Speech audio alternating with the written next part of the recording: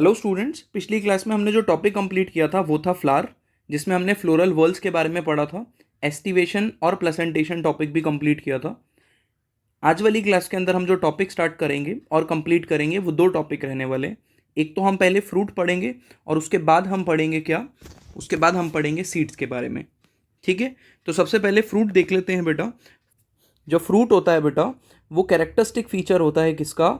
Angiosperms का। सिर्फ और सिर्फ फ्रूटिंग प्लांट के अंदर ही क्या आते हैं, या फ्लावरिंग प्लांट में ही क्या आते हैं?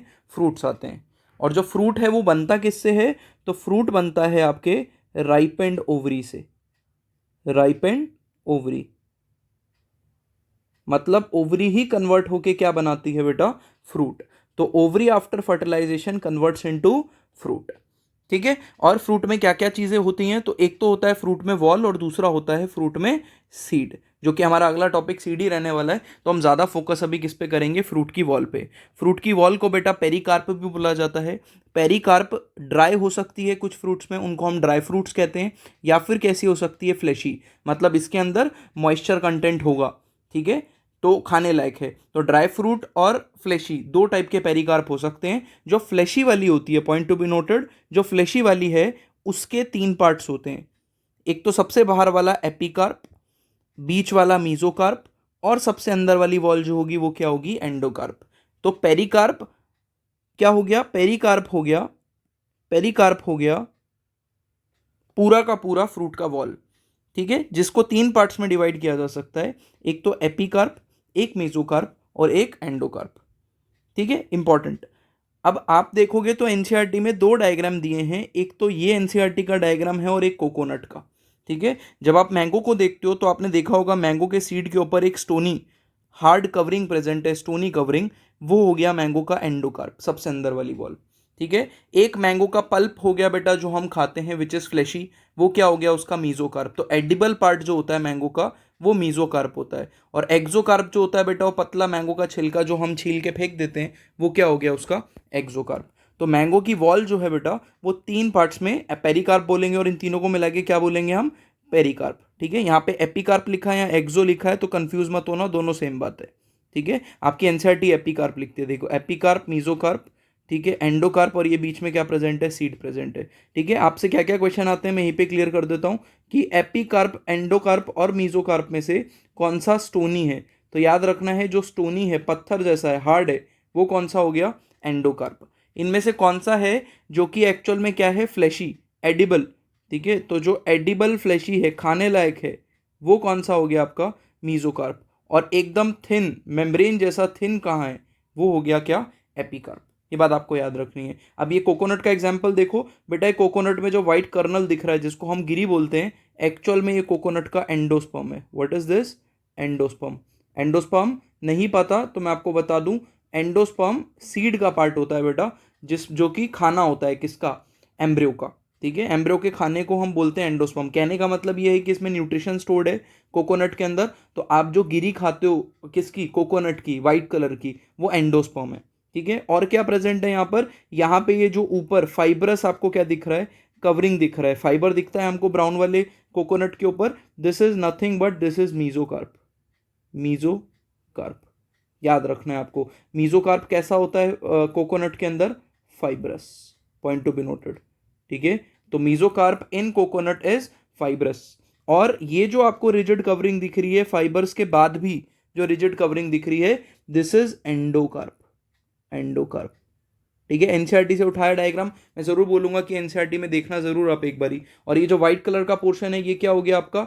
This is your endosperm. और एंडोस्पर्म के अंदर क्या प्रेजेंट होगा? यहाँ कहीं पे, यहाँ पे प्रेजेंट होगा एम्ब्रियो।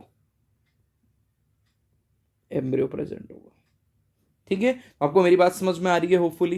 कहने का मतलब ये है कि फ्रूट की वॉल को तीन पार्ट्स में क्लासिफाई किया जा सकता है। एपिकार्प सबसे बाहर वाली, मीजोकार्प बीच वाली, एंडोकार्प सबसे अंदर वाली। ठीक है, और मैंगो के केस में कौन सी एडिबल है? मीजोकार्प। कौन सी स्टोनी है? एंडोकार्प। ठीक है, और कोकोनट के केस में फाइब्रस कौन सी है? तो फाइब्रस है मीजोकार्प, एपिकार्प नहीं है इस केस में। ब्राउन कोकोनट में आपको एपिकार्प नहीं दिखती है। जो ग्रीन वाला कोकोनट होता है ना बेटा, ब्राउन कोकोनट, ग्रीन वाले कोकोनट जब पक जाता है, ठीक है, राइप हो जाता है, तभी बनता है। तो ग्रीन वाले कोकोनट में जो ऊपर वाली स्मूथ ग्रीन कवरिंग होती है वो होता है एपिकार्प। ठीक है, लेकिन वो ब्राउन वाले में नहीं दिखेगा। ठीक है, तो नहीं दिखेगा आपको ब्राउन में, इसलिए ब्राउन कोकोनट में यहाँ पे एपिकार्प नहीं है। ठीक है, नहीं दिख रहा है। समझ में आ गई बात। तो फ्रूट और उसका वॉल का स्ट्रक्चर हमने पढ़ लिया। अब एनसीईआरटी में दो स्टेटमेंट्स बहुत इंपॉर्टेंट है जो कि बार बार आपके एंट्रेंसेस में पूछी जाती हैं। वो स्टेटमेंट क्या है जरा देखो। आपकी एनसीईआरटी बोलती है कि जो मैंगो और कोकोनट है, इन फ्रूट्स को हम ड्रूप टाइप का फ्रूट बोलते हैं। ठीक है, याद रखना है, स्टार मार्क कर लो इस पॉइंट को मेरी तरफ से, तो कि ड्रूप टाइप का फ्रूट होते हैं दोनों। अब सर ड्रूप टाइप का फ्रूट कौन सा होता है, तो आपके स्कूल एग्जाम और नीट के लिए बहुत इंपॉर्टेंट क्वेश्चन कि ड्रूप टाइप के फ्रूट्स वो होते हैं विच डेवलप फ्रॉम मोनोकार्पेलरी। याद करो पिछली क्लास, अगर आपने पिछली क्लास अब तक नहीं देखी है तो जाओ पहले पिछली क्लास देखो, उसके नोट्स बनाओ। ठीक है, तभी आपको ये चीज़ें समझ में आएगी। मोनोकार्पेलरी मतलब जब फ्लावर के अंदर एक कार्पल, एक फीमेल प्लांट प्रेजेंट हो, और सुपीरियर ओवरी। ठीक है, और इनमें कैसे सीड होते हैं, वन सीडेड। तो this is the definition of drupe fruit. What is the meaning of drupe type of fruit? When a fruit is developed from monocarpellary superior ovary and are one seeded. और ये fruit कितने seeded होता है? एक seed होता है इस fruit में, तब जाके उस फ्रूट को हम क्या बोलते हैं? Drupe. Important. If a fruit is formed without fertilisation, अगर फ्रूट फर्टिलाइजेशन के बिना बन रहा है, ठीक है, ओवरी के, तो उस फ्रूट को हम बोलते हैं क्या? Parthenocarpic fruit. ये भी एक स्पेशल केस है, और ये स्पेशल केस बेटा 12th तक साथ नहीं छोड़ेगा आपका। ये 12th तक पूछा जाता है कि बताओ पार्थिनोकार्पिक फ्रूट क्या होता है। तो ऐसा फ्रूट जो बिना फर्टिलाइजेशन के बन जाए, ये तो सर एसेक्सुअल रिप्रोडक्शन नहीं होगी? बिल्कुल हो गई। ठीक है, तो ये एक एसेक्सुअल रिप्रोडक्शन का ही टाइप है, और इस केस में जो फ्रूट्स बनते हैं वो सीडलेस फ्रूट्स होते हैं। कैसे फ्रूट्स होंगे? सीडलेस, मतलब उनमें सीड नहीं होता है। बहुत ही कॉमन एग्जाम्पल आपको दिखेगा इसका, क्या? बनाना। तो सर इनमें सीड ही नहीं है तो प्लांट कैसे ग्रो करेगा? तो वेजिटेटिवली प्रोपोगेट करते हैं, इनमें वेजिटेटिव प्रोपोगेशन होती है, मतलब एसेक्सुअल रिप्रोडक्शन ही हो रही है। समझ में आ गई बात। और इसके बनने की प्रोसेस को, ऐसे फ्रूट्स को बनने की प्रोसेस को बोला जाता है पार्थिनोकार्पी।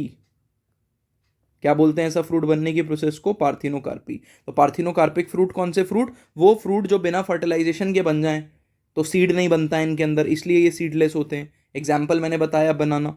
और ऐसे फ्रूट के बनने की प्रोसेस को, ठीक है, what is parthenocarpy? The process of formation of fruit without fertilisation. And what is fruit without fertilisation? That is parthenocarpic fruit. चलो आगे देखते हैं। अब हम आ गए बेटा किस पे? सीड के ऊपर। तो जब हम सीड की बात करते हैं तो सीड के अंदर तीन चीज़ें हैं, आपकी एनसीईआरटी दो मेंशन करती है। एक एम्ब्रियो, दूसरा सीड कोट, तीसरा मैंने ऐड किया एंडोस्पर्म। एनसीईआरटी ने एंडोस्पर्म इसलिए ऐड नहीं किया क्योंकि मैंने यहाँ पे एक स्टेटमेंट डाली है, endosperm may be present in seed और मे बी एब्सेंट। कुछ सीड में एंडोस्पर्म प्रेजेंट होता है और कुछ सीड में एंडोस्पर्म क्या होता है? एब्सेंट होता है। ठीक है, जिनमें एंडोस्पर्म प्रेजेंट होगा, प्लस मतलब प्रेजेंट, उन सीड्स को हम कहते हैं एंडोस्पर्मिक सीड्स। क्या बोलेंगे इन सीड्स को? Endospermic seeds. और जिनके अंदर एब्सेंट होगा, बहुत आसान हो गया, non endospermic, non endospermic seeds. ठीक है, होपफुली आपको मेरी बात क्लियर हो रही है मैं क्या बोल रहा हूँ। ठीक है, अब हम देखते हैं बेटा एम्ब्रियो। अब एम्ब्रियो के बेसिस पे ना सीड दो प्रकार के होते हैं, दो टाइप के होते हैं। ठीक है, अगर एम्ब्रियो दो टाइप के होंगे, एक तो हो गया एम्ब्रियो मोनोकॉट एम्ब्रियो, मोनोकॉटिलिडन भी बोलते हैं एम्ब्रियो को, मोनोकॉटिलिडनस। और दूसरा हो गया डाइकॉट एम्ब्रियो। अगर एम्ब्रियो में एक कोटिलिडन प्रेजेंट है, क्या प्रेजेंट है? एक कॉटिलिडन। सर ये क्या भला होती है कॉटिलिडन? अभी बताएंगे। ठीक है, कॉटिलिडन बेटा एम्ब्रियो का वो स्ट्रक्चर होता है जो कि एम्ब्रियो को प्रोटेक्ट करता है, ठीक है, और फूड स्टोरेज का काम करता है एम्ब्रियो के केस के अंदर। तो जो कॉटिलिडन होता है इसको एम्ब्रियोनिक लीव्स भी बोला जाता है। ये लीफ लाइक स्ट्रक्चर होते हैं या अपेंडेजेस होते हैं, इसलिए इनको एम्ब्रियोनिक लीव्स भी बोलते हैं, एम्ब्रियोनिक लीफ। ठीक है, तो अगर ये एक प्रेजेंट है कॉटिलिडन तो मोनोकॉट, और दो प्रेजेंट है तो डाइकॉट्स। ठीक है, दो प्रेजेंट है तो डाइकॉट्स, तो दो कॉटिलिडन्स। समझ में आ गई? ये आगे भी डिस्कस करेंगे, यहाँ पे नहीं समझ में आया तो कन्फ्यूजन की बात नहीं है बिल्कुल भी। अब हम ये रहे सीट, तो इस बेसिस पे कि इनके अंदर एक्चुअल में क्या क्या एम्ब्रियो कौन से टाइप का प्रेजेंट है, तो अगर मोनोकॉट एम्ब्रियो प्रेजेंट है तो मोनोकॉट सीड बोलेंगे उस सीड को, और अगर डाइकॉट एम्ब्रियो प्रेजेंट है तो डाइकॉट सीड। ठीक है, मतलब एम्ब्रियो के पास दो कॉटिलिडन तो डाइकॉट सीड्स, एम्ब्रियो के पास एक कॉटिलिडन तो मोनोकॉट सीड। एग्जाम्पल के तौर पे बहुत ही सिंपल से मैं आपको एग्जाम्पल बताता हूँ, मतलब गेस करने के लिए मैं बता रहा हूँ आपको, जस्ट टू गेस, कि जिसके सीड दो हिस्सों में टूट जाएं। जैसे कभी राजमा देखा है, ठीक है, या ग्राम आपने कभी चना देखा है, या आपने कभी मटर पी देखा है। मटर का जो बीज होता है, सीड होता है, वो दो हिस्सों में, टुकड़ों में टूट सकता है, तो डाइकॉट हो गया। वीट, मेज, राइस, इसका एक ही सीड होता है और वो दो हिस्सों में टूटेगा नहीं, तो ये मोनोकॉट हो गए। तो डाइकॉट और मोनोकॉट के एग्जाम्पल ऐड कर लेना, ठीक है। अगला देखो जरा, अब हम आ जाते हैं बेटा स्ट्रक्चर ऑफ सीड्स पे, जिसमें सबसे पहले जो टॉपिक हम एनसीईआरटी के अकॉर्डिंगली कवर करेंगे वो हो गया स्ट्रक्चर ऑफ डाइकॉट सीड्स। तो डाइकॉट सीड का स्ट्रक्चर कवर करेंगे, ठीक है, जिसके अंदर हमें सीड कोट पढ़ना है सबसे पहले। तो सीड में दो चीज़ें होती हैं, एक तो होता है क्या सीड कोट, एक होता है क्या एम्ब्रियो, और एक एक क्या होगा एंडोस्पर्म। एंडोस्पर्म में बी प्रेजेंट और एब्सेंट, इसलिए सीड कोट दो टाइप का होता है, एक होता है टेस्टा, एक होता है टेगमेन। मतलब सीड कोट डबल लेयर्ड है, ठीक है। जो आउटर वन है तो आउटर वाले को कहते हैं टेस्टा, और जो इनर है इनर वाले को क्या बोलते हैं टेगमेन। वेरी इंपॉर्टेंट क्वेश्चन आता है। The outer seed coat in dicot seed is called as what? The outer layer of seed coat is called as testa and the inner layer of seed coat is called as tegmen, ठीक है। तो अब देखो जरा, अब ये diagram आपकी NCERT में दिया हुआ है, ठीक है। ये आपको दिख रहा है बेटा, काले वाले चने हैं, बहुत ही न्यूट्रिटिव होते हैं। तो काले वाले चने देखते हैं, उसका डायग्राम यहाँ पे बनाया हुआ है। तो इसमें क्या दिख रहा है, एक तो क्लियर कट आपको सीड कोट दिख रहा है यहाँ पे कि सीड कोट होगा। इसी सीड कोट के अंदर एम्ब्रियो छुप के बैठा हुआ होगा, वो हमें अभी नहीं दिखेगा, वो कब दिखेगा जब मैं इसको खोलूंगा। तो ये देखो, एक खोल के आगे डायग्राम दिखा है। लेकिन कुछ ऐसे स्ट्रक्चर्स हैं जब सीड बंद होगा तब आपको दिखेंगे, जैसे कि एक स्कार दिखेगा बेटा आपको। क्या दिखेगा? स्कार। स्कार का मतलब होता है निशान। तो एक स्कार दिखेगा, ठीक है, इसको क्या बोलते हैं? हाइलम। तो the scar is called as hilum. इस स्कार का काम क्या था? तो आपको मैं बेटा फिर से कहाँ लेके जा रहा हूँ, ओवरी के अंदर, पिछली क्लास का टॉपिक। आई अगेन रिपीट, अगर आपने पिछली क्लास नहीं देखी है जाके देखो बेटा, ठीक है। और नहीं देखी है तो मेरा आपसे बहुत ही सॉलिड क्वेश्चन है कि आपने क्यों नहीं देखी है अभी तक, ठीक है। आप जाओ, नोट्स बनाओ, मेहनत करनी पड़ेगी, ठीक है। लेकिन मेरा आपसे ये वादा है, अगर आपने जो मैं कंटेंट दे रहा हूँ उसको फॉलो कर लिया, सारे नोट्स तमीज़ से बना लिए, ठीक है, जो जो कंटेंट मैं आपको दे रहा हूँ, ठीक है, एकदम फिल्टर करके दे रहा हूँ बेटा, अपना पूरा एक्सपीरियंस लगाकर आपको वो चीज़ें दे रहा हूँ जो आपको ज़रूरत है। और आप ये बात नोटिस करोगे, ठीक है, आप मेरे कहने पर एक चैप्टर के पूरे नोट्स बनाओ, उनको तमीज़ से करो, ठीक है, एकदम अच्छे से, और जाकर कोई भी एग्ज़ाम दे दो, आप उस एग्ज़ाम में बेटा फोड़ कर आओगे, मैं लिख कर देता हूँ, ठीक है। ये मेरा आपसे वादा है और ये मैं अपने पर्सनल एक्सपीरियंस से बता रहा हूँ, ठीक है। तो आपको बिल्कुल, अगर नहीं बनाए हैं नोट्स पिछले वाले वीडियो लेक्चर्स के, तो जाके बनाओ। थोड़ा सिंसियरली स्टडी करनी पड़ेगी बेटा, ठीक है, हल्की सी मेहनत, ठीक है। और आपको क्या पढ़ना है, एक सिक्वेंशियल वे में मेहनत करनी पड़ेगी, राइट डायरेक्शन में करनी पड़ेगी। डायरेक्शन मैं आपको दिखा रहा हूँ, ठीक है, कंटेंट आप मेरा पूरा फॉलो करो, ठीक है। ये मेरी गारंटी है कि आप मेरे सब्जेक्ट में कहीं भी मात नहीं खाओगे, कोई आपको नीचे नहीं खींच पाएगा मेरे सब्जेक्ट में, ठीक है। तो चलो मैं वापस आता हूँ टॉपिक के ऊपर। हाइलम क्या होता है, मैं यहाँ पर था कि जो ओवरी होती है, ओवरी याद करो, ओवरी के अंदर मैंने पिछली क्लास में बताया था कि ओवरी के अंदर एक क्या होता है, एक टिश्यू होता है, इसको कहते हैं प्लेसेंटा। उससे बेटा ओव्यूल्स लटके हुए होते हैं। और आपको किसी भी वक्त भूलना नहीं है कि after fertilisation ovule gets converted into seed. ये भी मैंने पिछली क्लास में मेंशन किया था। तो आप खुद सोचो, जब ये ओव्यूल सीड में कन्वर्ट होगा तो ये किसी ना किसी पॉइंट पे अटैच है, किसके साथ? प्लेसेंटा के साथ। तो जब ये सीड टूट के निकलेगा तो ये जहाँ से अटैच था, वो अटैचमेंट वाला पॉइंट एक निशान की तरह दिखेगा, स्कार की तरह। तो यही जो निशान है बेटा, वो हाइलम था। तो हाइलम कौन सा निशान होता है? हाइलम वो निशान होता है जहाँ से आपका सीड, ठीक है, किससे कनेक्टेड था? आपके फ्रूट से कनेक्टेड था, ठीक है। या आप कह सकते हो ओव्यूल जिस पॉइंट से प्लेसेंटा से कनेक्टेड होता है, क्योंकि ओव्यूल सीड में कन्वर्ट हो गया, इसीलिए मैं बोल रहा हूँ कि सीड जहाँ से फ्रूट से कनेक्टेड था। आप ये भी बोल सकते हो ओव्यूल जहाँ से ओवरी से कनेक्टेड था, उस पॉइंट पे एक स्कार रह जाता है, क्योंकि अब आपने तोड़ लिया उस सीड को, है ना, अलग कर लिया। तो ये स्कार है, सिर्फ एक निशान है, ठीक है, क्योंकि कैरेक्टरिस्टिक है तो मॉर्फोलॉजी में आपको दिखेगा, बाहर से देखने में आपको दिखेगा ये, ठीक है। अगला क्या है बेटा, एक माइन्यूट पोर दिखेगा आपको। एक क्या दिखेगा? एकदम पिद्दी सा पोर दिखेगा। उस पोर को क्या बोला जाता है? क्या? माइक्रोपाइल। स्पोर का फंक्शन क्या है? फंक्शन समझ लो बस, ठीक है। यहाँ पर एक पोर प्रेजेंट है, इस पोर का फंक्शन क्या है? लेट से ये सीड है, ठीक है, यहाँ पे भी दिख रहा है वैसे, लेकिन मैं अलग से जानबूझ के समझा रहा हूँ ताकि आपको यहाँ पे क्लियर हो जाए, डायग्राम ज़्यादा भरे ना। ये जो पोर है छोटा सा, जब भी सीड को जर्मिनेट करना होगा, मतलब आप इसको पानी में डाल दो तो इसमें से प्लूम्यूलर रेडिकल निकलेंगे, इसको ज़मीन में डाल दो लो प्लूम्यूलर रेडिकल मिलेंगे, है ना। आप स्प्राउट्स खाते हो तो आपको बहुत अच्छे से समझ में आ रहा होगा मैं क्या बोल रहा हूँ। तो एक्चुअल में अंदर जो एम्ब्रियो है, ठीक है, उसको जगाने के लिए पानी, गैसेस अंदर जाती हैं। तो जो पानी जाएगा, गैसेस जाएंगी, वाटर मतलब मॉइस्चर प्लस गैसेस, ऑक्सीजन, ठीक है, ये सारी गैसेस जो हैं वो जब अंदर जाएंगी तो वो किस ओपनिंग के थ्रू अंदर जाती हैं? That opening is micropyle. तो माइक्रोपाइल बहुत इंपॉर्टेंट रोल प्ले करता है सीड के जर्मिनेशन में, कि जब भी सीड जर्मिनेट करेगा तो इसी पोर के थ्रू क्या होगा, अंदर जाएगा, क्या, गैसेस एंड वाटर। ठीक है, अब ये देखो जरा, अब हमने क्या किया, इसके अंदर के एम्ब्रियो को खोल के दिखा दिया आपको, एम्ब्रियो को क्या किया, खोला।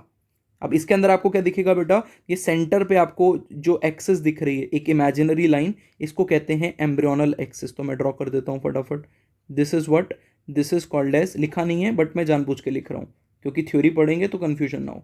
एम्ब्रियोनल एक्सिस मतलब जिस प्लेन के अलोंग आपका एम्ब्रियो होगा, जिस प्लेन के अलोंग एक एम्ब्रियो लाई करेगा, उस प्लेन का नाम कहते हैं एम्ब्रियोनल एक्सिस। ठीक है, एम्ब्रियो इसी पे लाई करता है, इसी पे पड़ा हुआ होता है। ठीक है, तो एक इमेजिनरी लाइन है, इसको बोल रहे हैं हम एम्ब्रियोनल एक्सिस। और इस एम्ब्रियो के ऊपर, ये एम्ब्रियो है बीच में, ठीक है, दिस इज एम्ब्रियो। इस एम्ब्रियो के ऊपर आपको क्या क्या दिखेगा, इस एम्ब्रियो के ऊपर एक तो आपको 2 कॉटिलिडन दिख रहे हैं, पॉइंट टू बी नोटेड, 1 और 2। How many cotyledons are there, 2 cotyledons. और इनके अंदर क्या स्टोर होगा बेटा, भर भर के खाना स्टोर होता है। ठीक है, और कॉटिलिडन मैंने आपको बताया एम्ब्रियोनिक लीफ कहते हैं, और ये 2 कॉटिलिडन है क्योंकि डाइकॉट सीड है। और क्या होगा, जो ऊपर का पोर्शन होता है इस एम्ब्रियो का, उसको बोला जाता है प्लूम्यूल, और जो नीचे का पोर्शन होता है उसको बोला जाता है रेडिकल। सिमिलर सी बात है, जब इसको ग्रो करने का मौका मिलेगा तो plumule will give rise to what, shoot, and radicle will give rise to what, root. तो आर फॉर रूट कौन देगा, आर फॉर रेडिकल, और शूट कौन देगा, प्लूम्यूल। ठीक है, तो होपफुली आपको ये वाले डायग्राम जो हैं वो क्लियर हो गए। ये एनसीईआरटी का डायग्राम है, ड्रॉ करने को भी आ सकता है बट बहुत ही आसान है, तो ड्रॉ करने को आएगा तो बहुत ही आसान हो जाएगा, बट ये मार्क करने को भी दिया जाता है। ठीक है, तो प्रीवियस से सॉल्व करोगे आप तो यू विल फील कि मार्क करने को भी आए हुए हैं। ठीक है, अगला टॉपिक क्या है बेटा, डाइकॉट सीड्स में कितने टाइप के सीड्स हो सकते हैं on the basis of endosperm present है कि एब्सेंट है। मैंने बताया था कि एनसीईआरटी ये नहीं लिखती है कि एंडोस्पर्म सीड का पार्ट है, क्यों, क्योंकि सारे सीड में एंडोस्पर्म नहीं होता है। देखो बनता तो सब में, ठीक है, एंडोस्पर्म होता क्या है मैं आपको एक बारी क्लियर कर देता हूँ, ध्यान से सुनना बेटा। एंडोस्पर्म ना एक ऐसा टिश्यू है, एक ऐसा टिश्यू है जो प्लांट के अंदर बनता है ड्यूरिंग डबल फर्टिलाइजेशन। ठीक है, प्लांट के अंदर जब फर्टिलाइजेशन होती है उसको फर्टिलाइजेशन को बोला जाता है डबल फर्टिलाइजेशन। और एंडोस्पर्म एक ऐसा टिश्यू है जो कि क्या प्रोवाइड करता है, न्यूट्रिशन।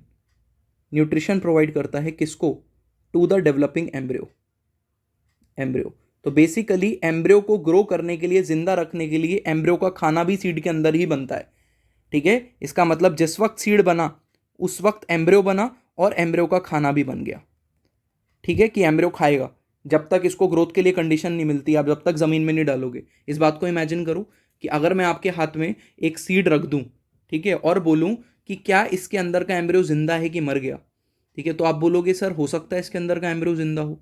ठीक है, तो अगर आपने उसको ज़मीन में डाल दिया सीड को और प्लांट निकल गया वहाँ से, प्लांट ग्रो कर गया, इसका मतलब एम्ब्रियो जिंदा था। लेकिन अगर मैं आपको कल बोलूं कि एम्ब्रियो जिंदा है कि मर गया, तो आप बोलोगे अभी ग्रो करके देखते हैं। आपने ग्रो कराया, अगले दिन भी एक सीड से उसके दूसरा जो सीड था उससे प्लांट ग्रो कर गया। इसका मतलब एम्ब्रियो सो गया है, स्लीप में जा चुका है। इस स्लीप को बोला जाता है डॉर्मेंसी। वो यहाँ का टॉपिक नहीं है, बस मैं डिस्कस कर रहा हूँ क्योंकि बॉटनी है तो आपको पता होना चाहिए प्लांट के बारे में कि बेटा एम्ब्रियो जो है ना एक स्लीप में चला जाता है। उस स्लीप को क्या बोला जाता है, डॉर्मेंसी। इस स्लीप से एम्ब्रियो तब तक बाहर नहीं आएगा जब तक आप उस एम्ब्रियो को ग्रोथ कंडीशंस नहीं दोगे। ठीक है, तो एम्ब्रियो के बाहर आने के लिए क्या चाहिए होती हैं, ग्रोथ कंडीशंस। ठीक है, तो तब तक एम्ब्रियो को जिंदा रखने के लिए यहां पे कौन है जो न्यूट्रिशन प्रोवाइड करता है, एंडोस्पर्म। तो एंडोस्पर्म वो टिश्यू है जो एम्ब्रियो को ग्रो करने के लिए न्यूट्रिशन प्रोवाइड करेगा। ठीक है, अगर ये एम्ब्रियो ने अपनी ग्रोथ के दौरान सारा न्यूट्रिशन यूज कर लिया तो सीड के अंदर आपको एंडोस्पर्म नहीं दिखेगा। क्यों, क्योंकि एंडोस्पर्म बना तो था लेकिन वो एम्ब्रियो ने यूज कर लिया, कुछ नहीं बचा है, तो ऐसे सीड को नॉन एंडोस्पर्मिक कहते हैं। और अगर एम्ब्रियो ने सारा यूज नहीं करा, वो बचा रह गया, आपको सीड में अभी भी दिख रहा है, तो उस सीड को क्या बोलते हैं, एंडोस्पर्मिक सीड बोलते हैं। होपफुली आपको मेरी बात समझ में आ रही है मैं क्या बोल रहा हूँ। ठीक है, तो एंडोस्पर्मिक नॉन एंडोस्पर्मिक सीड क्या है वो आपको होपफुली समझ में आ रहा है। ठीक है, तो देखो जरा, डाइकॉट सीड 2 प्रकार के हो सकते हैं on the basis of endosperm. अगर एंडोस्पर्म प्रेजेंट होगा तो सीड को बोलेंगे आपके एंडोस्पर्मिक सीड्स। एंडोस्पर्मिक के अलावा एक और नाम याद रखो इसका, एल्ब्यूमिनस सीड्स। क्या नाम याद रखना है, एल्ब्यूमिनस। जबकि दूसरा नाम क्या हो गया इसका, नॉन एंडोस्पर्मिक सीड्स। एग्जाम्पल क्या याद रखना है नॉन एंडोस्पर्मिक का, एक्स एल्ब्यूमिनस भी बोलते हैं। ठीक है, आपको याद रखना है, स्टार मार्क करके लिख देता हूं क्योंकि 12th क्लास एनसीईआरटी में लिखा है ये चीज कि मोस्टली डाइकॉट्स, ठीक है, मोस्ट ऑफ डाइकॉट्स जो सीड्स होते हैं वो कैसे होते हैं नेचर के अंदर, वो होते हैं नॉन एंडोस्पर्मिक। मतलब नॉन एंडोस्पर्मिक मतलब इनमें एंडोस्पर्म कभी बना ही नहीं, यस और नो? बना था, बनता सब में है एंडोस्पर्म, तो फिर नॉन एंडोस्पर्मिक क्यों कह रहे हैं सब सर हम इनको? क्योंकि इनके अंदर एंडोस्पर्म बना तो, लेकिन उसको यूज कर लिया किसने?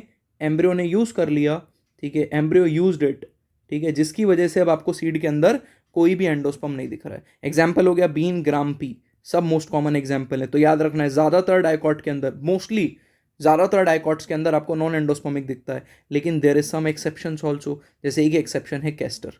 कैस्टर एक डाइकॉट है, ठीक है, कैस्टर एक डाइकॉट है, लेकिन वो एंडोस्पर्मिक होता है नेचर में।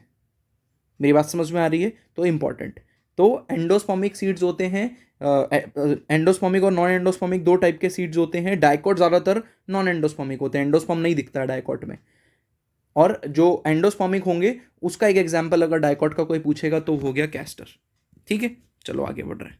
अब एनसीईआरटी क्या कहती है इस बारे में वो रीड कर लेते हैं जरा फटाफट से, ठीक है, फिर ये टॉपिक खत्म हो जाएगा हमारा पूरा। एनसीईआरटी बोलती है the outermost covering of the seed is called as seed coat. हम पढ़ चुके हैं, सब कुछ चेक करते जाना। सीड कोट की दो लेयर्स होती हैं, आउटर टेस्टा, इनर टेगमेन, ठीक है। हाइलम एक स्कार है सीड कोट के ऊपर through which the developing seeds were attached to the fruit. तो बताया फ्रूट से सीड जिस पॉइंट पर अटैच थे उसको हाइलम बोला जाता है। उसके अलावा above hilum, point to be noted, यहाँ पे ये क्वेश्चन आते हैं एबव हाइलम, ठीक है, हाइलम के ऊपर। अब ये पूछ सकता है कि एबव हाइलम की बिलो हाइलम, तो एनसीईआरटी लिखती है एबव हाइलम, तो याद रखना पड़ेगा एबव हाइलम एक स्मॉल पोर प्रेजेंट है। बताओ पोर का नाम? माइक्रोपाइल। माइक्रोपाइल का फंक्शन नहीं लिखा है, ठीक है, बट मैंने आपको बताया माइक्रोपाइल जर्मिनेशन के टाइम पे हेल्प करता है, वाटर और गैसेस वगैरह यहीं से एंटर करती हैं। Within the seed coat the embryo constitute an embryonal axis, ठीक है, एम्ब्रियोनल एक्सिस मिलेगी आपको सीड कोट के अंदर प्रोटेक्टेड। दो कॉटिलिडन होंगे इस एक्सिस के पास। The cotyledon are often fleshy, मतलब कॉटिलिडन में फूड स्टोर होता है, याद रखना है, वेरी इंपॉर्टेंट। इसलिए मैंने बोला कि डाइकॉट सीड जो है वो नॉन एंडोस्पर्मिक होते हैं। क्यों? क्योंकि उनका जो एंडोस्पर्म का खाना है वो कन्वर्ट होकर स्टोर हो जाता है किसमें? कॉटिलिडन में। तो याद रखना है, आप ये मत सोचना कि सर डाइकॉट में तो खाना एंडोस्पर्म यूज हो गया सारा, तो डाइकॉट सीड्स में कोई खाना होगा ही नहीं, तो हम क्यों खा रहे हैं डाइकॉट सीड्स को जब एनर्जी नहीं है खाना उनके अंदर। लेकिन वो फूड कहाँ पर स्टोर है? कॉटिलिडन्स में, ठीक है। Full of reserve food material. NCERT लिखती है कि डाइकॉट में जो कॉटिलिडन होते हैं उनमें रिजर्व फूड मटेरियल भर भर के होता है, एंडोस्पर्म में नहीं होगा, मोस्टली एंडोस्पर्म नहीं होता है डाइकॉट्स में, ठीक है। At the two ends of embryonal axis are present radicle and plumule. तो अलग अलग एंड्स पे रेडिकल और प्लूम्यूल होते हैं। In some seeds such as castor endosperm form as a result of double fertilisation. तो प्लांट में जब डबल फर्टिलाइजेशन होती है, ठीक है, एंजियोस्पर्म्स में या प्लांट्स में जब फर्टिलाइजेशन होती है उसको डबल फर्टिलाइजेशन कहते हैं। ये हम पढ़ेंगे आगे आने वाले चैप्टर्स के अंदर कि डबल फर्टिलाइजेशन क्यों बोलते हैं इसको, ठीक है। Is the food storing tissue called as endospermic seed, ठीक है। तो ऐसे डाइकॉट जिनके अंदर एंडोस्पर्म बनेगा, ठीक है, फूड स्टोरिंग टिश्यू बनेगा, उसको एंडोस्पर्मिक बोलेंगे। एक ही एग्जाम्पल दिया है यहाँ पे क्या? कैस्टर। और बहुत ही कम एग्जाम्पल मिलेंगे डाइकॉट में ऐसे आपको। In plant such as bean, gram, pea, ज्यादातर डाइकॉट्स जैसे कि बीन, ग्राम और pea, the endosperm is not present in the matured seed. Endosperm नहीं होता है, पॉइंट टू बी नोटेड। क्या लिखा है? नॉट प्रेजेंट इन सीड, या लिखा है not present in matured seeds. Very important assertion reason आ गया तो बहुत बच्चे कंफ्यूज होके गलत कर देंगे, ठीक है। अगर मैंने ये बोल दिया कि endosperm is not present in dicot young seed, ठीक है, गलत हो जाएगा, ठीक है, गलत हो जाएगा। मैच्योर जब होगा सीड उस टाइम पे नहीं है। क्यों? क्योंकि इस एंडोस्पर्म को खा जाएगा, यूज कर लेगा कौन? एम्ब्रियो, ठीक है। And such seeds are called as non endosperms. और मोस्टली, मैंने दोबारा लिख दूं ताकि आप कंफ्यूज ना हो जाओ, मोस्टली डाइकॉट नॉन एंडोस्पर्मिक होते हैं। मैं पूछूं ऐसे डाइकॉट का नाम बताओ जो एंडोस्पर्मिक है, तो आपका आंसर रहेगा कि सर कैस्टर। चलो अब आ जाते हैं स्ट्रक्चर ऑफ मोनोकॉट सीड पे। तो monocot seed unlike dicot seed, इनमें पहली बात तो एक कॉटिलिडन प्रेजेंट होगा, दूसरी बात इनमें एंडोस्पर्म होगा। ये वाला डायग्राम देखो बेटा, ये वीट का डायग्राम दिया हुआ है, ठीक है। वीट का साइंटिफिक नेम होता है ट्रिटिकम एस्टिवम। नहीं पता तो कोई बात नहीं, चैप्टर नंबर 1 जब पढ़ेंगे तो कंप्लीट हो जाएगा, विच इज़ लिविंग वर्ल्ड। अब देखो यहाँ पे फटाफट वीट का डायग्राम आपकी एनसीईआरटी का ही है ये, उसमें आपको एंडोस्पर्म दिख रहा है। सबसे खास बात यहाँ पे आपको दिख रही है कि ये वीट को काटा हुआ है, ठीक है। तो आपको एक अलग से कंपार्टमेंट दिख रहा है, ठीक है। आर यू एबल टू सी हर कि यहाँ पर क्या हो रहा है? एक अलग से कंपार्टमेंट है बेटा, किसके लिए? ठीक है, स्पेशल ट्रीटमेंट दिया जा रहा है किसको? एंडोस्पर्म को। और एक अलग से कंपार्टमेंट है किसका? एम्ब्रियो के स्टोरेज के लिए। तो पहले तो जब भी आप ये वाले सीड बनाओगे, ठीक है, बहुत ही रैंडम डायग्राम भी बना सकते हो, कोई हार्ड एंड फास्ट रूल नहीं है, लेकिन ये ड्रॉ करने को आ जाए तो कंफ्यूज मत होना, ठीक है, बहुत आसान है। क्या करना है, एक अलग से कंपार्टमेंट बना दो, ठीक है, जिसमें आप क्या स्टोर कर दोगे, जिसमें आप टिश्यू स्टोर कर दोगे, एंडोस्पर्म, हियर इट इज, ठीक है। उसके बाद आपको क्या करना है, सर इसमें सीड कोट कहाँ है, तो एक्चुअल में याद रखना कि मोनोकॉट, ज़्यादातर मोनोकॉट सीड में जो फ्रूट वॉल होती है और सीड कोट होता है वो आपस में फ्यूज्ड होगा, मतलब जिसको आप सीड कोट कह रहे हो वही फ्रूट वॉल है, वही फ्रूट ही है, ठीक है। तो जो फ्रूट की वॉल होती है वो सीड कोट के साथ ही चिपका हुआ है। इसलिए तो जब आप गेहूं खरीद के लाते हो कभी, ठीक है, गेहूं, तो उसके ऊपर की जो ऊपर की कवरिंग है उसको सीड कोट या फ्रूट वॉल बोल सकते हो, क्योंकि दोनों आपस में क्या है, फ्यूज्ड है बहुत अच्छे से, ठीक है। उसके बाद आपको क्या दिखेगा कि जो एंडोस्पर्म है, जो खाना है, वो घेरा हुआ है एक लेयर से जिसका नाम है एल्यूरोन। तो आपको यहाँ पे साफ साफ दिख रहा होगा कि एक लेयर है, मैं ड्रॉ भी कर देता हूँ अलग से, ठीक है, कि स्कूल एग्जाम में आएगा तो आप ऐसे ड्रॉ कर देना, ठीक है। क्या बोलेंगे इस लेयर को, एल्यूरोन। और बेटा एल्यूरोज कहीं पे भी आ जाए तो याद रखना वो प्रोटीन, मतलब ये प्रोटीन रिच लेयर है। कैसी है ये, protein rich, this is protein rich layer, ठीक है, जिसने कवर किया हुआ है किसको, एंडोस्पर्म को। तो एंडोस्पर्म को स्पेशल ट्रीटमेंट दिया जा रहा है और खासकर एम्ब्रियो को भी स्पेशल ट्रीटमेंट दे रहे हैं। यहाँ पे क्या होता है बेटा, यहाँ पे आपको एक कॉटिलिडन दिखता है, ठीक है, this is a single cotyledon, इतना क्लियरली दिखेगा नहीं बट यस, उस सिंगल कॉटिलिडन को बोला जाता है स्क्यूटेलम। मैं स्टार मार्क करके लिख देता हूँ, वैसे 12th में ज़्यादा इंपॉर्टेंट टॉपिक है। तो scutellum is what, single cotyledon, single cotyledon is scutellum. तो कॉटिलिडन को यहाँ पे इन्होंने क्या लिखा हुआ है, स्क्यूटेलम, और ये एम्ब्रियो है। तो मैं एम्ब्रियोनल एक्सिस बना देता हूँ, दिस इज एम्ब्रियोनल एक्सिस, ठीक है। लेट से एम्ब्रियोनल एक्सिस मतलब एक इमेजिनरी प्लेन मैंने आपके सामने बना दिया जिस पे एम्ब्रियो लाई कर रहा है। बताओ ऊपर वाले टिश्यूज को क्या बोलेंगे, अब मैं बता दूँ एम्ब्रियोनल एक्सिस, चलो ऊपर वाले टिश्यू को क्या बोलेंगे बताओ, प्लूम्यूल, नीचे वाले को क्या बोलेंगे, रेडिकल। अब यहाँ पे एक एक मॉडिफिकेशन है कि प्लूम्यूल के ऊपर एक एक्स्ट्रा कवरिंग होती है जिसको बोला जाता है कॉलियोप्टाइल, और रेडिकल के ऊपर एक एक्स्ट्रा कवरिंग होती है इसको बोला जाता है कॉलियोराइजा, ठीक है। कैसे याद कर सकते हो, चेक करो कि कॉलियोराइजा में जो रेडिकल है, रेडिकल और राइजा, चेक करो। तो राइजा मतलब, या राइजा मतलब हम पढ़ेंगे जब प्लांट किंगडम कवर करेंगे कि राइजोइड्स या राइजा रूट्स के लिए यूज होता है जनरली, ठीक है, या रूट लाइक। तो आप ये ऐसे याद कर सकते हो कि आर फॉर रेडिकल और कॉलियोराइजा के नाम में आर आ रहा है, ठीक है। या फिर यहाँ पे आप क्या कर सकते हो, चेक करो, कॉलियोप्टाइल में पी आ रहा है और पी फॉर प्लूम्यूल, तो कॉलियोप्टाइल प्लूम्यूल की कवरिंग है और कॉलियोराइजा रेडिकल की। ज़्यादातर ये क्वेश्चन पूछा जाता है कि प्लूम्यूल की कवरिंग कौन सी और रेडिकल की। और आप कोई दूसरा सीट ले लो, जैसे एक और सीट दिया हुआ है आपकी एनसीईआरटी में मोनोकॉट, तो देखो इसमें भी एंडोस्पर्म है अलग से कंपार्टमेंट में और बीच में एम्ब्रियो भरा हुआ है, ठीक है। तो ये आपको इसलिए दे दिया क्योंकि एनसीईआरटी में दिया हुआ है डायग्राम। तो होपफुली आपको डायग्राम क्लियर हो गया। कैसे बनाओगे अगर स्कूल एग्जाम में आ गया तो आपने ऐसे बनाना है। टिश्यू की फोल्डिंग्स हैं एक्चुअल में ये, इसलिए इतना गंदा सा लग रहा है, एक्चुअल में गंदा है नहीं। इसको ऐसे बना देना है बस। इसका नाम रख देना प्लूम्यूल, इसका नाम रख देना क्या, कॉलियो, कॉलियोप्टाइल, नीचे रेडिकल, और उसके ऊपर का नाम रख देना कॉलियोराइजा, ठीक है। तो होपफुली कैसे ड्रॉ करना है आपको वो भी समझ में आ गया और डायग्राम तो समझ में आ ही गया, ठीक है। अब इसके बारे में एनसीईआरटी क्या क्या तारीफें करती है वो तारीफें सुन लो जरा फटाफट से। इसके बारे में एनसीईआरटी बोलती है कि जनरली मोनोकॉट सीड जो होते हैं वो एंडोस्पर्मिक होते हैं, पॉइंट टू बी नोटेड, ठीक है। ज़्यादातर जितने भी मोनोकॉट्स होंगे वो एंडोस्पर्मिक होते हैं, मतलब इसमें एम्ब्रियो पूरा एंडोस्पर्म यूज नहीं करता इसलिए बचा रह जाता है।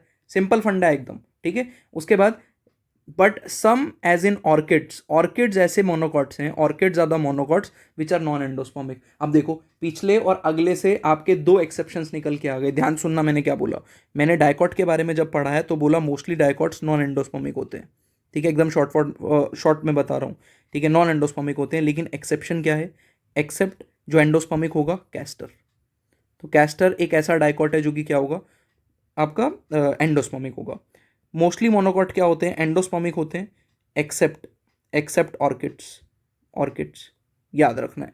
तो ऑर्किड जो है बेटा ऐसे प्लांट्स हैं, ऐसे मोनोकॉट्स हैं जो कि क्या होते हैं आपके नॉन एंडोस्पर्मिक होते हैं, लिखा है एनसीईआरटी ने। चलो आगे पढ़ रहे हैं। In seeds of cereal such as maize, maize वगैरह में क्या होता है, seed coat is membranous, seed coat membranous होगा, पतला सा होगा seed coat, and generally fused with the fruit wall. यही मैं बता रहा था कि फ्रूट वॉल और सीड कोट चिपके हुए होते हैं आपस में, आप दोनों को अलग नहीं कर पाओगे, ठीक है। The endosperm is bulky and store food, बहुत सारा एंडोस्पर्म प्रेजेंट होगा और उसका काम होगा फूड को स्टोर करना, ठीक है। वहां पे तो डायकॉट में फूड कहाँ स्टोर था अगर एंडोस्पर्म नहीं था तो, सोचो, वेरी गुड, कहाँ पर, कॉटिलिडन में, ठीक है, क्योंकि वहां दो कॉटिलिडन्स हैं और वो फ्लैशी हो जाते हैं। कह रहा है the outer covering of the endosperm separates the embryo by protein rich layer called as aileron, तो एल्यूरॉन से एंडोस्पर्म जो है वो घिरा हुआ है, एम्ब्रियो वाले कंपार्टमेंट से अलग रहता है वो, ठीक है। The embryo is small, embryo छोटा होगा and situated in the groove at one end of the endosperm. Very important, very important. याद करो जरा, डाइकॉट में एम्ब्रियो कहाँ पे प्रेजेंट था? बिल्कुल सेंटर में। डाइकॉट ऐसा था ना बेटा, ठीक है, ऐसा ही बनाना स्कूल में भी अगर बनाने को है तो। डाइकॉट ऐसा था, तो बताओ ये एम्ब्रियो कहाँ पे प्रेजेंट है? बिल्कुल सेंटर में। जबकि मोनोकॉट्स के अंदर क्या है? जबकि मोनोकॉट्स में क्या था? मोनोकॉट्स में एम्ब्रियो ऐसे प्रेजेंट है, एकदम कोने पे, ठीक है। तो एम्ब्रियो जो है वो कोने पे प्रेजेंट है, ग्रूव में प्रेजेंट है, ठीक है, कोने पे, नुक्कड़ पे प्रेजेंट है और छोटा है, ठीक है। उसके बाद बोल रहा है it consist of one large and shield shape cotyledon known as scutellum. तो एनसीईआरटी ने लिख दिया कि स्क्यूटेलम क्या है, कॉटिलिडन को ही स्क्यूटेलम बोल रहे हैं यहाँ पे हम, ठीक है। एक लार्ज है, बड़ा है, और शील्ड शेप मतलब इसका काम प्रोटेक्शन है, शील्ड जैसा है, ठीक है। उसके बाद and and a short axis with प्लीम्यूल and radical, और एक एक्सिस होगी इस पे प्लीम्यूल और रेडिकल प्रेजेंट होगा। Plumule and radicle are enclosed in a sheath, एक और कवरिंग होती है उसके ऊपर, coleoptile and coleorhiza respectively. Coleoptile plumule की कवरिंग और कॉलियोराइजा रेडिकल की कवरिंग। क्वेश्चन आएगा तो आप मेरे को आप पे पूरा भरोसा है कि अब आप कर लोगे, ठीक है। कर लोगे क्या? कर लेते हैं, हमें छोड़ना ही क्यों, किसी और के ऊपर हम अपना काम क्यों छोड़ें, ठीक है। जैसे हम लोग हर एक चैप्टर के अंदर ये टॉपिक मतलब एमसीक्यू उठाते आए हैं, इस चैप्टर में भी अब हम एमसीक्यू कर रहे हैं, ठीक है। तो कोकोनट, कोकोनट फ्रूट इज, इनमें से कौन सा फ्रूट है कोकोनट? ड्रूप, बेरी, नट, कैप्सूल। तो ये तो देख के ही कर लिया होगा आपने, ड्रूप टाइप का फ्रूट, ठीक है। कौन सा होता है ड्रूप टाइप का फ्रूट? सोचो दिमाग में, एमसीक्यू आएगा तो कवर करेंगे। किसको बोलते हैं ड्रूप टाइप का फ्रूट? अगला क्वेश्चन पढ़ रहा हूं जब तक मैं, आप सोचो। The stony hard part of mango, mango में जो हार्ड और स्टोनी पार्ट होता है बताओ कौन सा होगा? क्या वो मीजोकार्प है? नहीं, मीजोकार्प तो पल्पी होता है ना, खाने लायक होता है, एडिबल है। क्या वो एपीकार्प है? एपीकार्प तो मेम्ब्रेनस होता है। क्या वो एंडोस्पर्म है? नहीं भाई, एंडोस्पर्म तो सीड का पार्ट है। कहाँ अपने फ्रूट की कवरिंग बोल दिया उसको, नहीं स्टोनी नहीं। तो एंडोकार्प, सबसे अंदर वाली कवरिंग जो सीड को कवर कर देती है, यहाँ पर रिजिड होती है। जैसे आम कभी हमने खाया तो आम की गुठली देखी होगी, बहुत रिजिड होती है, तो वो बोल रहा है, ठीक है। उसके बाद कह रहा है select the correct statement with respect to mango and coconut. Mango और कोकोनट साथ में आ रहे हैं, इसका मतलब कहीं ना कहीं हो सकता है ड्रूप से क्वेश्चन हो। चेक करते हैं। वो क्वेश्चन बोल रहा है they develop from monocarpellary superior ovary, they develop from monocarpellary inferior ovary, they have edible epicarp. Epicarp इसमें तो होता ही नहीं है, और एडिबल तो भूल ही जाओ, ठीक है, दोनों में ही एडिबल नहीं होता है बाहर वाली कवरिंग, ठीक है। They have a fleshy edible mesocarp. देखो ये बात मैंगो के लिए तो सच है कि मैंगो के अंदर एडिबल होता है, कोकोनट में तो फाइब्रस होता है ना। कोकोनट जब हम भूरे वाला, ब्राउन वाला नारियल लाते हैं तो उसका जो ऊपर बाल होते हैं, फाइबर होते हैं, वो होता है मीजोकार्प। वो थोड़ी खाते हो आप, मतलब ही नहीं है, ठीक है। तो एक ही आंसर है, वो तो क्लियर हो ही गया वैसे आपसे, तभी मैंने बोला था ड्रूप की डेफिनेशन याद कर लो। तो ड्रूप कैसा है? That develops from monocarpellary superior ovary. साथ में एक और चीज थी जो एनसीईआरटी लिखती है, with single ovule, with single ovule. ये हो गई ड्रूप की पूरी डेफिनेशन, और पूछी जाती है आपके स्कूल एग्जाम्स में भर भर के, बहुत ही फेवरेट क्वेश्चन है टीचर्स का। उसके बाद the inner layer of seed coat is called, सबसे अंदर वाली लेयर को क्या बोलते हैं? टेस्टा बाहर वाली थी कि अंदर वाली? तो टेस्टा वॉज बाहर वाली, टेगमेन हो गया आंसर, ठीक है। कि टेगमेन जो होती है वो कौन सी होती है आपकी? अंदर। अच्छा, इनर वाली पूछा है ना, हाँ इनर वाली पूछा है। उसके बाद which of the following plant has endospermic seeds, इनमें से किस प्लांट्स के पास एंडोस्पर्मिक सीड होते हैं? ठीक है, एंडोस्पर्मिक सीड है bean, castor, pea, sorry bean, gram, pea, castor, ठीक है। ये चारों के चारों डाइकॉट है, ऑल आर डाइकॉट्स, डाइकॉट्स। और ज्यादातर डाइकॉट्स क्या होते हैं आपके? Non endospermic. लेकिन एक एक्सेप्शन था ना, कैस्टर, और वही एक्सेप्शन पे यहाँ पे क्वेश्चन आ गया, तो castor is the correct answer, ठीक है। और मुझे याद है कि मैंने पिछली वाली वीडियो में से भी आपको एमसीक्यू दिए थे और बोला था कमेंट बॉक्स में लिखो उसका आंसर, ठीक है। अगर आपने वीडियो देख लिया और आंसर नहीं किया है तो जाओ कमेंट बॉक्स में जाकर उस अपने वाले एमसीक्यूज जो आपने सॉल्व किए होंगे, मैंने प्रोवाइड किए थे आपको, उनका आंसर करो, ठीक है। तो आपने आज वाली क्लास बेटा सीड और फ्रूट, बहुत ही इंपॉर्टेंट टॉपिक है, वो कवर कर लिया है। अगली क्लास में हम बात करेंगे किसकी? अगली क्लास में हम बात करेंगे फ्लोरल फॉर्मूला की और फैमिली की, ठीक है। अब आपके एनसीईआरटी में एक ही फैमिली का डिस्क्रिप्शन बचा है, पहले 3 हुआ करता था, एक्चुअल में 4, अब एक का ही बचा है। तो मैं पहले एनसीईआरटी की वो फैमिली अगली क्लास में कंप्लीट करूंगा, तो आप मान के चलना आपके एनसीईआरटी के लेवल पे चैप्टर बिल्कुल ख़त्म होने वाला है अगले ही लेक्चर के अंदर, ठीक है। तो नोट्स बना लिए होंगे आपने होपफुली, ठीक है। वीडियो को बेटा देखते रहो और शेयर करो अपने फ्रेंड्स के साथ जितना ज़्यादा हो सके, फैलाओ अपने वर्ड्स को कि आपको कैसे लग रहे हैं लेक्चर्स, कमेंट करके बताओ मेरे को, ठीक है। पढ़ते रहो अगली क्लास तक, मिलते हैं नेक्स्ट क्लास में। Thank you so much.